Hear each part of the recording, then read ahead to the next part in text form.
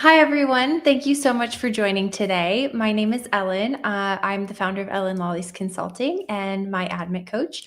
Today, we're going to be talking about 6 ways to show leadership in your MBA applications.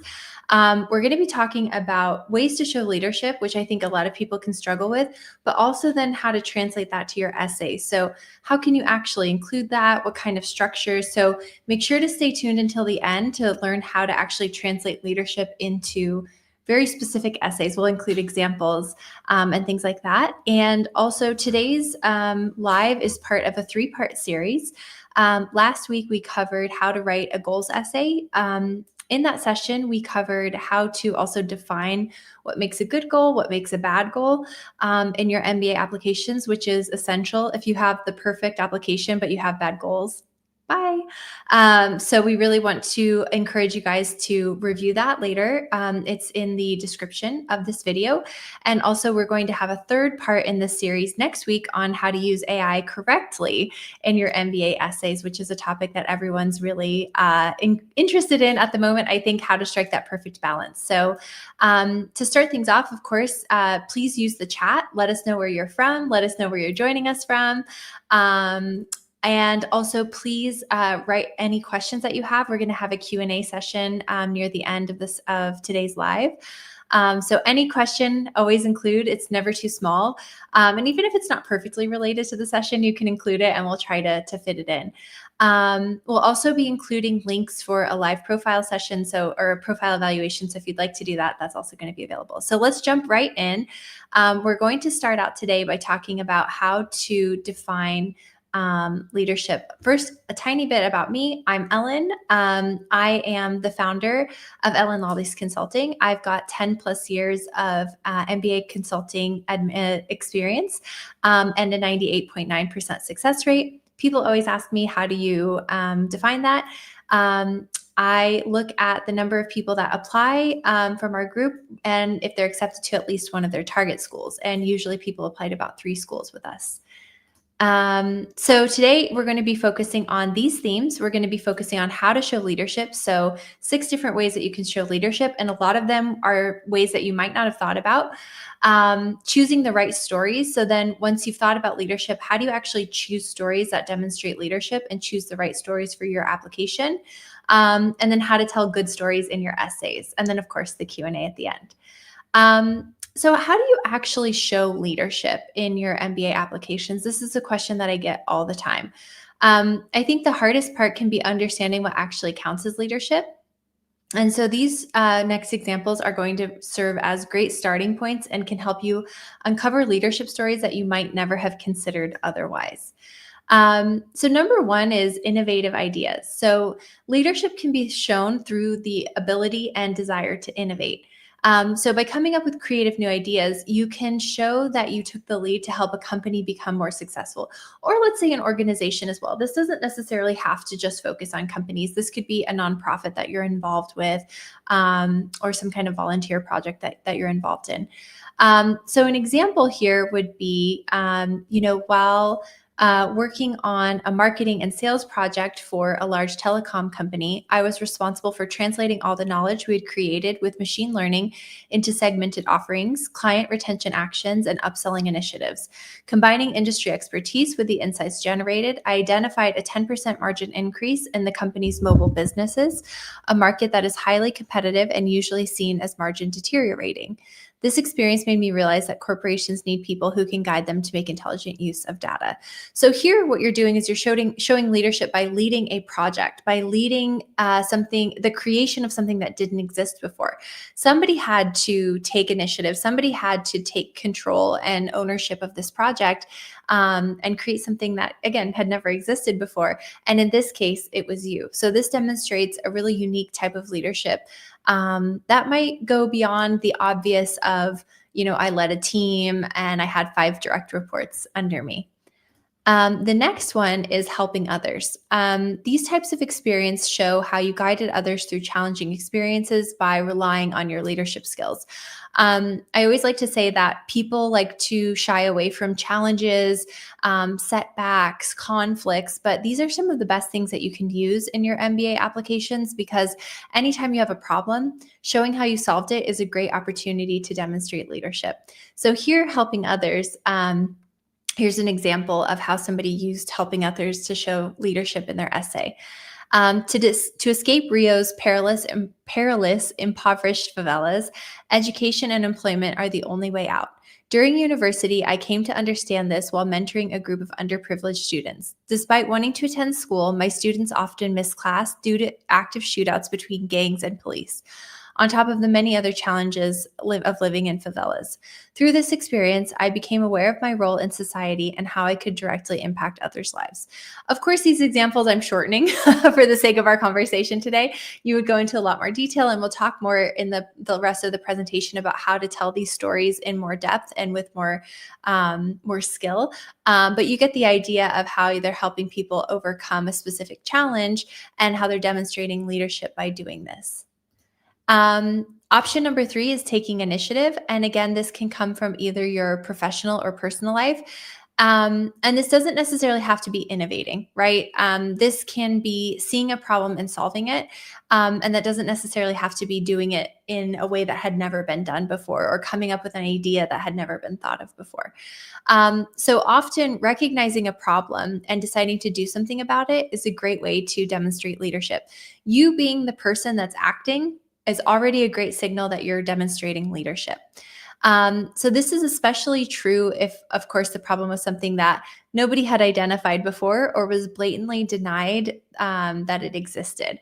So if people say, this isn't a problem, or I don't think we need to be working on this, or this isn't worth our time, that's great because then you're fighting, you're challenging the status quo, you're going against norms. That's a great way to demonstrate even more leadership.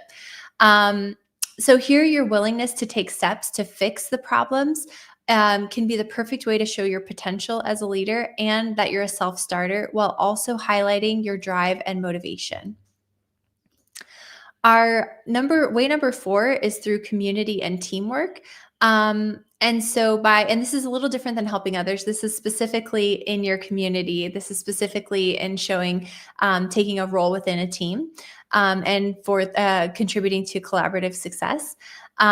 So by taking on a leadership role within your community or a team, you can show that you're promoting collaborative success and multiplying your impact.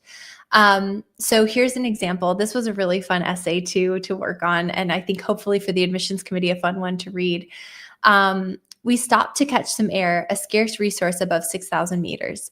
All members of the expedition are feeling mental exhaustion, but we fight it with team spirit. I nod heads with each member, making sure signals are clear.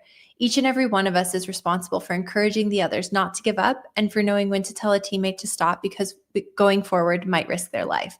Lucky for us, now is not that time. So that's kind of gives you the introduction of setting the stage of, they're working on this goal of all climbing this mountain. And then we go into further detail about how, he had to take leadership and, somebody was falling behind and had to motivate them to keep going. And it turned into a really cool essay of leading people to push their boundaries and achieve things that they didn't think that they were capable of achieving in a really unique format.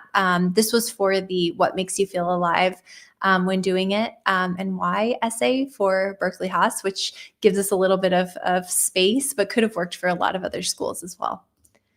Option number 5 is taking a leap of faith. And I think this is the most unconventional one on the list. But when it's done right, it can be one of the best options. So here we're looking for examples where you took a leap of faith because it highlights your courage, but also your ability to push the envelope and create new solutions and possibilities. So for example, you could demonstrate leadership by telling the story of how your confidence in a subordinate helped them grow and become a more mature professional and enrich your team as a whole.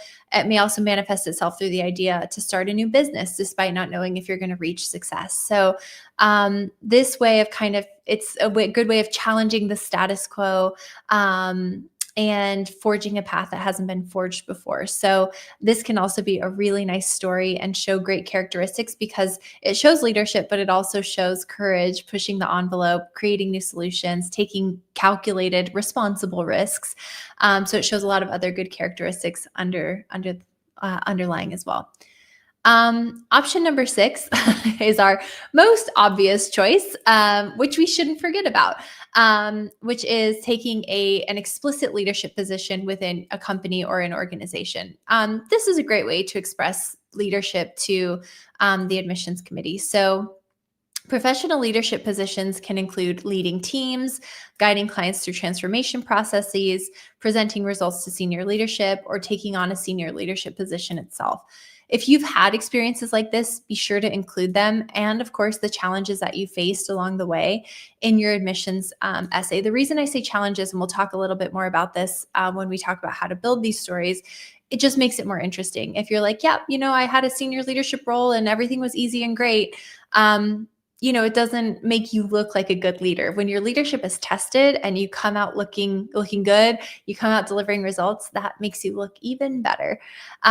So these kinds of ideas and these kinds of stories not only help you demonstrate leadership, but they can give you bonus points for connecting leadership to other values a school might share, like community, innovation, teamwork, creativity, a drive to make an impact. We talked a little bit about this in our last session, the goals essay, which I encourage all of you guys to check out, about choosing the right stories for the right school to show fit. And that's just as valuable here. And we'll talk a little more about choosing stories here too. But, for example, with a leadership story, if you're applying to a European school, they really value global experience. So if you have 3 different leadership stories and one of them is where you're working in a different country or you're working with people from a different country, that might be the best option to choose because it shows that you also connect your values with what the school is showing. So you're demonstrating leadership, which is answering the question, but you're also showing these bonus characteristics which show fit with the school. Or, Kellogg asks about a leadership experience. And we know Kellogg is very community oriented and people focused and collaborative. So by showing and choosing an example that shows off your collaborative side and your teamwork side and supporting other people in the context of leadership, again, you're able to answer the question and show good fit with the school. So regardless of which option here you're going to choose, you want to make sure to be thinking about that. And so now we're going to get into the part about choosing the right stories. So the number one thing that I want you guys to think about is connection to your personal brand. Once you've defined your personal brand, it becomes your compass for your entire application. You want to use it to ensure that every part of your application is consistent, strategic, and emotionally compelling. A lot of people say, oh, but there's so much work to do in an MBA application. I have to do the GMAT and I have to do the TOEFL and I have to get letters. And why should I bother with adding one more thing to my list of doing a personal brand when I'm not even going to submit it? Because if you do a personal brand, it will make everything that you do better. It will make sure that your letters are aligned with your application. It will make sure that all your stories align. It'll make sure that your goal aligns with what you've done in the past, present, and future. So spending the time to develop a personal brand is an incredible investment in a successful MBA application. And you're already investing so much time, you might as well make sure that you're successful in the end. So what does a good personal brand look like? I like to think of a good personal brand as a golden thread that runs throughout the entire application. So an example of a golden thread might be, I'm committed to democratizing access to resources that were designed for elites. So, maybe you're somebody who works with education, you have an ed tech company, and you're always been on a mission to do that. And maybe in your personal life, you grew up in a situation where you only were able to access, elite universities because of scholarships and working hard. And now you want to democratize that access that you've been able to get access to. So you want to make sure that it's not just something that relates to one part of your application, but is broad enough to connect to everything. This is not just a career description. This is a lens through which someone can see how you solve problems, how you navigate the world. And your personal brand should shape your story selection and the tone. So you want to choose experiences that reflect your values and demonstrate how you lead, grow, and think. That's incredibly important. If your brand is about collaborative leadership, For example, choose stories that highlight team-based experiences. If it's about driving innovation, prioritize stories where you thought outside the box or challenge the status quo. Um, so again, this should serve as your North Star, your compass in your application. And this together with a couple of other things, which we'll talk about in a second, are really going to ensure that you're able to be successful in choosing, in creating a mature and strategic application. So you might have good stories, but if you're not choosing the right stories and you're not presenting them in the right way, your application probably won't be successful. So I also like to consider what I call story blocks. So before working on your essays, I think it's a good idea to map out all your best stories. So you've mapped out your personal brand, and now you're going to map out, here's all my stories. This allows you to more easily choose your best content. And this is an activity that within my Admit Coach, which is our online platform that walks you through the admissions process step by step, the same process I do with my consulting clients. This is a step that we encourage you to go through because it serves as your library of content that houses all your greatest hits. So for example, you say, okay, my leadership stories, here's all my best leadership stories, my stories that show off my quantitative abilities and intellectual horsepower. Here's all of those. My stories that show off my teamwork skills, here's all of those. So we want these stories to be clear with easily identifiable beginnings, middle, and end, and have clear endings with strong results.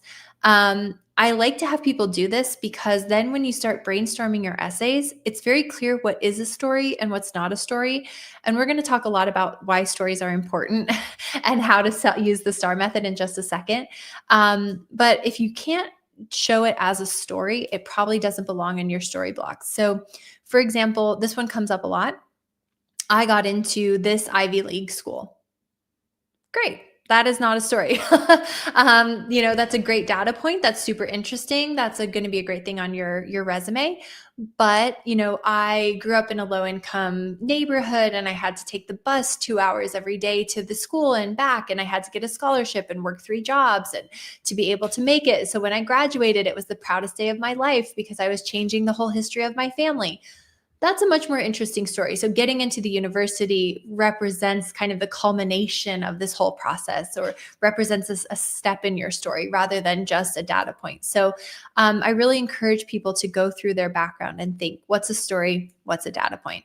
Ideally your story should have consistency with your personal brand. You don't have to be as strict when you're looking at your story blocks because you can cross-reference those later and kind of eliminate the ones that don't connect with your personal brand. So you can use this just as a kind of general brainstorming exercise, but eventually you do want to limit it to ones that are consistent with your personal brand. And you also really want to think holistically. So the best applications show a lot of thoughtful consideration about how each part of your profile works together, or how does your story play with the rest of your package. A lot of people feel like I just need to throw everything on the table. I've done this leadership, this leadership, this leadership, this leadership, and the more I put in there, the better it's going to be. When in reality, some good restraint and telling me a great story is going to be better than telling me just 3 descriptions, right? So the other thing that we want to think about when we're thinking about what holistically means, you'll hear the schools use that all the time if you go to their webinars, which you should be doing, is that it should add a new facet to your profile. So think about what you've already told me in the letters of recommendation. You should be working with your recommenders and have a general idea of what they're talking about. What other stories you've used in your other essays. What you're talking about on your resume. So where have you not shared yet? Where do you need to add value? It can also help you shore up a weak point. So what are some of the weaknesses in your application, and how can choosing certain stories help cover those? So let's say maybe your grades aren't super good. Maybe your GMAT quant score isn't the best. Maybe choosing a leadership story where you're really heavy into data that really shows off your quant skills. That might be a good choice because it counterbalances one of those weak spots for you. And thinking about being repetitive is a waste of space. So That doesn't mean that if the story shows up in your letters of recommendation, you shouldn't use it in an essay. I'd like to clarify that first. But if you're using the story in one of your other essays, don't use it here. Don't use it in another essay. Use each story once, because we have such a limited amount of space to share information about you. We don't want to just be repetitive and share the same thing over and over. We really want to use that space as effectively as possible. Okay, so now that we've decided we know what we can use to talk about leadership, we've talked about what kind of stories or how we can show leadership and how to choose stories. Now we need to think about how to tell good stories. So this is where we want to go through the STAR method. So some of you have heard of this, others have not. So we're going to go through it in quite a bit of detail to make sure that it's clear. So our goal with the STAR method is to share stories in a way that makes them clear, concise, and most importantly, compelling. Everything nowadays is a battle for attention, right? If you can't keep people's attention, you might as well just keep moving on, because we want to turn what's boring into something that's memorable and get you at the front of mind for the admissions committee. So what is STAR method? Number one is S, which stands for situation, which I just realized I misspelled. Sorry about that. So what was going on at the time? So kind of what's the backstory? What's the context? Task. What did you need to accomplish? What was your job in this situation? Action. What steps did you take to solve the problem? And R, I kind of think of it as a dual R, result and reflection. What happened in the end and what did you learn? Stories are incredibly frustrating if there's no payoff, if we don't understand what happened. So you need to give me results and tell me, give the story an ending. But also you should be giving me a reflection. What did you learn? How did it shape you? How did it make you a better person? What did it teach you about leadership? The best stories are going to have a double R. So let's go a little bit more into situation, and we're going to go into each of these a little bit more to give you more detail. So in the situation part of the story, you want to provide the background and context of your experience. So include all relevant information that sets the stage for the reader. So as an example, if you plan to talk about a time when you saved 100 employees' jobs using your analytics skills and leadership, start by explaining why these jobs were at risk. Was it due to budget cuts? Why was this significant? Perhaps most of these employees were older and might struggle to find new jobs for their families. Maybe it was your company and you felt a particular sense of responsibility for them. So setting up the context is critical, because it's going to be very hard for me to understand why you're doing what you're doing if I don't understand what's going on to start with. So in this section, you should address all of the why questions that your reader might have about the scenario that you are in. Great way to pressure test this: give your essay to someone who doesn't know anything about it. Give it to your mom, give it to your partner, or somebody who's doesn't know anything about this project that you've been working on, and ask them, does this make sense to you? And if they say, no, why were you doing this? Then that's a good sign that, you're not giving enough context in the S part of your STAR story. Another great option: send it to an admissions consultant. We read hundreds, thousands of these essays every year. It's really easy for us to identify when and where the situation part of the STAR is incomplete. Task. For this section, you're going to build from your situation by describing your role and responsibilities as part of this context. You should include what specific challenges you would be facing as well. So if we continue with our previous example, the task could be written like this. As a senior data analyst, I proactively decided to leverage my technical skills and leadership position to try to save these employees' jobs by taking a new look at the company's budget saving model. So this narrows down the story slightly by focusing on how you were relevant to the broader situation that you first described. And if I could highlight one thing here, it's that your company, your team, your squad, whatever, they're not applying for business school. You are. That doesn't mean that you have to take responsibility for other people's work or take credit for their work, but I need to be crystal clear on what your role was and how you navigated the situation. Because if it's, we did this and we did that and we did this, great. That could have been somebody else while you were, watching Netflix and being part of the team. I have no idea. So you want to make sure that in all of these stories, you are the clear protagonist. Your role is clearly defined, and how you acted in that role is crystal clear, because otherwise it's not an effective story. So A is for action or actions, depending on how complex the story is. So when we're discussing actions, it's time to focus on exactly what you did to tackle the issue and complete your task at hand. This should include all the necessary steps that you took to achieve the results. For example, to show how you tackled the previous challenge, you can discuss the efforts you made to compile new data that was not previously included in the company's model, how you developed a new analysis to highlight non-human budget cuts that could benefit the company, and what you did to present this effectively to senior management. This section should illuminate what made you stand out from others who might have been tasked with similar responsibilities. And these are all questions that can help you choose which actions are most important to highlight, those that make you stand out and how you achieved your results. So if you think about how can I show how I achieved these results and how can I show what made me exceptional in this particular case, that'll help you understand what to focus on. Something else that I like to encourage people to think about when talking about the actions is make sure that the actions directly tie to the context and directly tie to the result. So, if your boss went on maternity leave and you also had to cover her work at the time, if that's not a critical part of the story, don't include it, even though it was part of what happened. You need to edit, you need to filter. So make sure that your actions are directly applicable to the story as well. And then finally, we're going to talk about the results and reflections. So it's important for you to discuss the impact of your actions.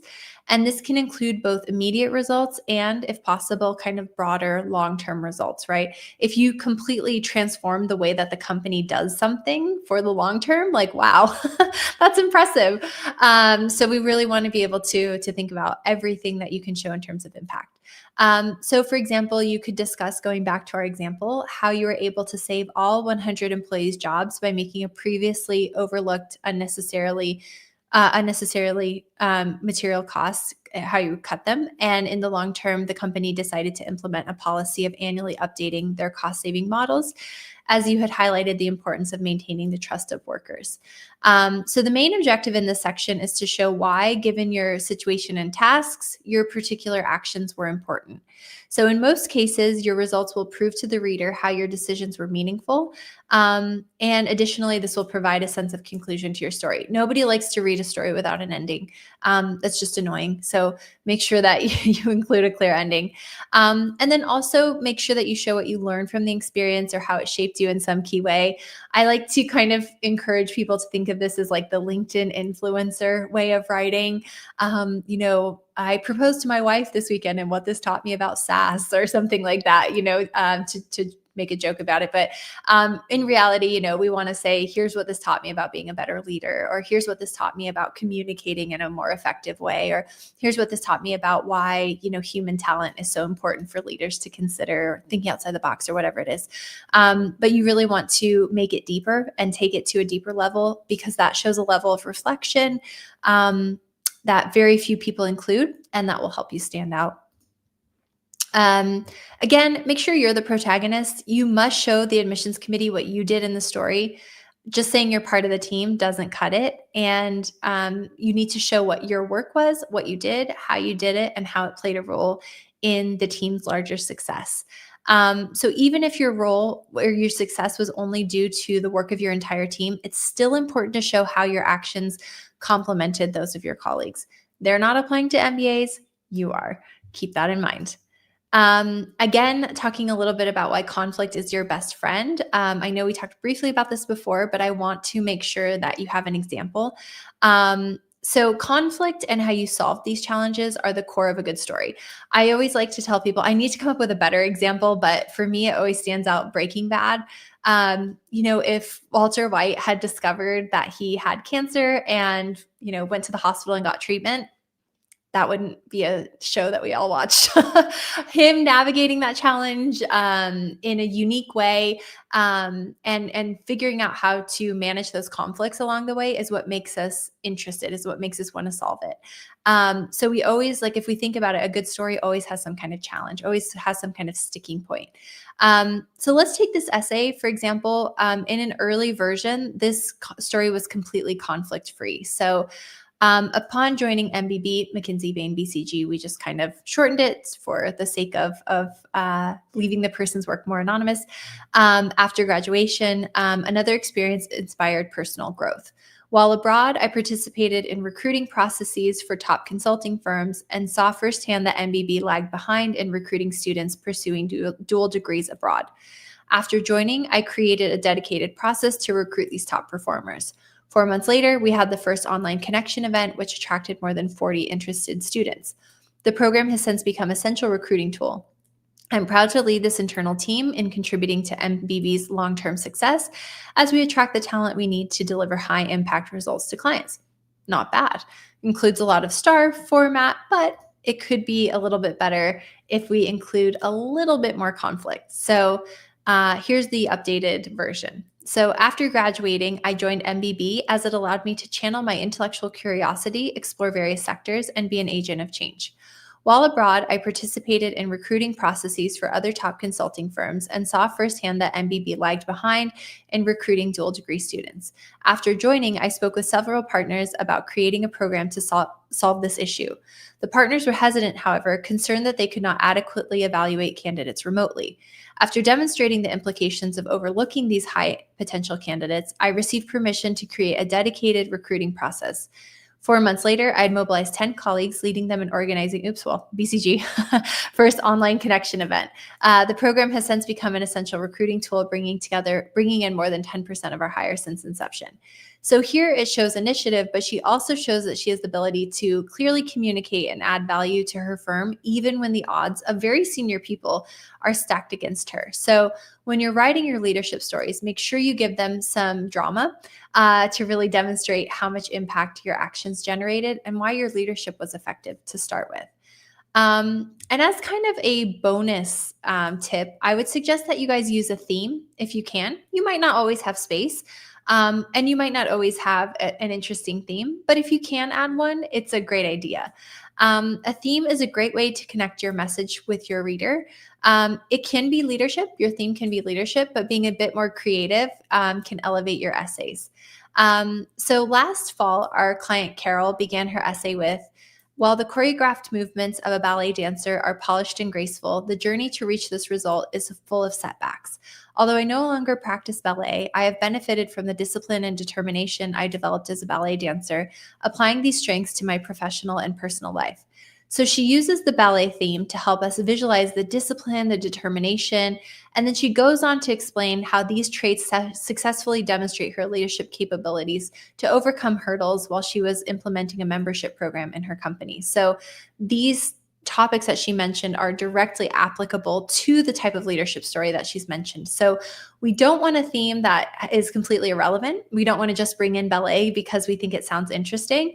But because this does directly tie to leadership, it allows us to see these characteristics of hers in a unique way. And this is just a more interesting essay than in 2015, my company was laying people off, right? It's something unique. It stands out. It gives us a breath of fresh air when we're reading hundreds, if not thousands, of admissions essays. Here is how she ends her essays. Because we want to bring the theme back at the end. We don't want to just abandon the theme. So it's always a good idea to bring it back at the end. So she ends her essays with, "Although the membership program was successful, it required overcoming many setbacks through a rigorous execution process. Like ballet dancing, the completed project shows little of the work that went into it or the learnings I acquired along the way. Ultimately, it gave me the opportunity to lead a diverse team, learn about new industry, and strategically collaborate to achieve impressive results." She doesn't go back into a full ballet story. She doesn't bring in a ton. She just briefly touches on ballet again to make everything feel full circle and talk again about the discipline and determination that we mentioned at the beginning of the essay to make everything feel complete and intentional. So let's start with our Q&A. I would love to hear your questions in the chat. If you're interested in a profile evaluation, we should have a pinned link or a link that's been sent a couple times. So if you want specific recommendations, please use that. So let's get into the comments. First of all, thank you guys all for joining. Let's see, how much experience would affect your chances to get into a business school, like say UNC Keenan Flagler. Like, would 1 to 2 years affect your chances, or others like Stanford? Um, that's a great question. Generally speaking, most people who apply to top business schools have around 3 to 4 years of experience. Oh, the QR code isn't working. Let me, I tested it right before this. Sorry, guys, for the technical challenges. I will ask our moderator to drop that in the chat. I would say that generally speaking, people apply when they have about 3 to 4 years of experience. And that's just because you have gained insight into what you really want to do with your career, and you've established a track record of success, and you're able to contribute more to the university. So some people can do that in 2 to 3 years. Or in 1 to 2 years. But generally, the most successful applicants that I see, especially for the really hyper competitive schools, are going to apply in their 3rd or 4th year of professional experience. However, like, your first year, I probably wouldn't suggest applying. You're just probably not going to have enough to succeed. But if in your 2nd year, if you've worked in a really fast moving job, a really fast paced industry, you've got a lot of star stories that are related to your goals, related to the different things that you want to do in the future, then definitely we can explore that. And you could put together a successful application. But the problem is just that you might not have enough to show off that you're a really successful applicant. Making sure that you have more more to say is always a nice thing to look at. Let me go back here. Let's see. I'm not sure how to say your name. Prisa, of course. Thank you for the informative session. You're welcome. Thanks for joining us. Sammy, what is the most common shortfall in applications? I'm going to say, like, the number one is kind of the profile stats. Maybe you don't have a good GPA, you don't have a good GMAT score, work experience might be off. So if you don't have and you don't have to have the perfect profile, but if you don't have a strong profile for the MBAs, that's going to be really difficult to overcome. When it comes to then the application itself, like, let's assume you've got the profile set. I would say number one is that people have bad goals, or they're not expressing their goals correctly. And we just posted a link to the last session, which covers that in a lot of detail. So I would definitely check that out. But if you don't have good goals, it doesn't matter how good your profile is. It's probably not going to be successful. And then I would say, in terms of like essays, a lot of people just write really boring essays, really generic essays. So I see a lot of people that I work with that are reapplicants that just kind of retell their CV in narrative format. So I did this, I did that, I went here, I went there, I got this promotion, I got that promotion. So their essays just end up reading, again, as kind of a narrative retelling of their CV or their resume. We don't learn anything new about you. They're not insightful, because the admissions committees, if you Google like Stanford, who we look for example, if you look at the top schools, they're usually going to say a demonstrated track record of academic excellence, GMAT, GPA, things like that. They're going to look at your leadership potential. It doesn't necessarily have to mean that you've led a team like we talked about today, but demonstrating that you do have leadership potential is important. And then also looking at your unique contribution to the community. So that comes into your personal story. Harvard came out with an article a while back that said about 80% of the people that apply to the school are fully qualified and would be great admits. So how do you take, in that case, 8,000 last year, fully dedicated, fully qualified applicants, and narrow that down to 1,000? It really comes down to that personal, unique contributions. And so that's why if you're writing an essay that just reads like your CV, I'm not getting that. I'm not connecting with you. I don't know your story. I don't know what makes you tick. And that's where something like the ballet theme gives your essay a little bit more oomph than just a regular essay, or choosing a story about a childhood experience that you had, or, a challenge that you overcame at work, or being a little bit more vulnerable depending on the school and the essay. That's where you can start to show that you bring unique things to the school that other people don't bring. Also, I was working with a client, who talked about interesting hobbies, like they like flag design, and they wrote an essay about that. I had another candidate, that wrote a really cool essay about that climbing essay that we talked briefly about, and ultimately, had an accident. And overcoming the accident with the team, those kind of things that really give us an insight to, this is a real person on the other side of the page, and they're going to be able to contribute in a meaningful way. James, how much of ChatGPT should you use to refine your essay? We are going to talk about that a lot in my next session, which is going to be same time next week. So we'll go into a lot of detail about that. My Admit Coach, the platform that we've created, is also AI based. I've been working with Silicon Valley AI experts on that. So we've done a lot of research into that. I'm excited to share that with you guys. So I'd love to have you on that session. And yeah, because it's a complex topic. So we'd love to have you there on that session. Prizakte, I'm so sorry if I'm mispronouncing your screen name. For someone coming from a non-business background, say a specialist doctor with 8 years of experience, can you leverage leadership stories that are more clinical than business related? Absolutely. I worked with an anesthesiologist last year.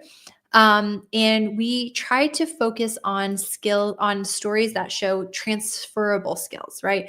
You haven't worked in a business environment, most likely. If you have, great stories to include to show that you're able to bridge that. But you want to show stories of leadership that bridge that. So like good communication, convincing senior people, managing a team. Crisis management is probably a strength of yours. So definitely choosing those stories that talk about skills that transfer nicely to business is a great choice. And in that R section of the essay, of course, the result, but then the reflection, really try to make sure to hone in on that reflection about how that transfers to the business world, right? Make sure that you don't have to say this translates to the business world by, but when you say this showed me that good leadership is, or this showed me that good leaders are people who, making sure that that also applies to the business world and that they can see that application is going to be a great way to end your essay. I also work with a lot of lawyers who apply to MBAs. And that's a similar thing that we do. But the one thing that you have to keep in mind when you're coming from a non-business background is that you do bring really unique diversity to the class, right? The kind of leadership experiences that you're bringing to the table are very different from the ones that a McKinsey consultant are bringing, and that's your advantage, right? Military, for example, going through an op, and the kind of leadership that you have to demonstrate to, get everyone back safely. That is an incredible leadership story with very different stakes than, going through an unhappy client in an investment banking experience. Neither is better than the other, but they both contribute something different. So when you're looking at your clinical-based experiences, try to choose something that, again, is transferable, but also that shows us that unique characteristic, a different take on leadership that you, as a doctor, only you can bring, right? Awesome. Well, James, you asked another question about AI. How can you differentiate between AI generated essays and an AI refined essays? We'll talk again a lot about that in our next session. I would say yes and no. It kind of depends on how you do it. So we'll talk a little bit about that. I would say in general, I don't love AI generated content for any part of your application.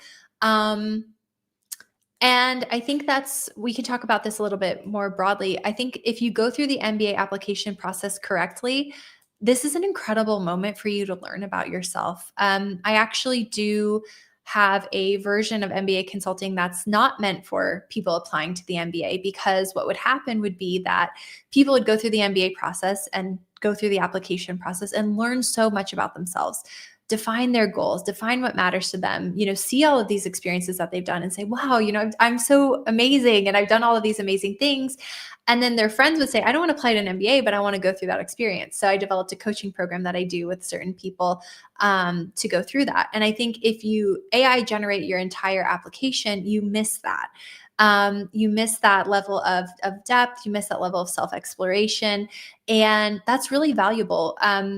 Not only I think does it help us get to know ourselves better, which is always nice, but it helps you avoid being the executive MBA applicant when you're 40 or just the executive when you're 40 or 45 who doesn't really like your job, feels like you're kind of at a dead end and doesn't have as many options.